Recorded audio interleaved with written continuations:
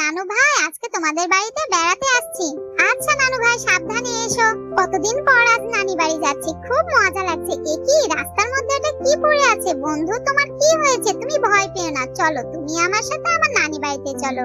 নানু ভাই আমি চলে এসেছি, বন্ধুর হাতে ব্যান্ডেজটা লাগিয়ে দিই। ও মা কত বড় ডিম! এই ডিমটা নিয়ে যাই তো। ওরে বাবা, উট পাখি আমাকে ধরে ফেললো। এই ডিমটা খেলে বন্ধুর শরীরে অনেক শক্তি হবে। বন্ধু তুমি এটা খেয়ে নাও। হুররে, আমার বন্ধু ঠিক হয়ে গেছে।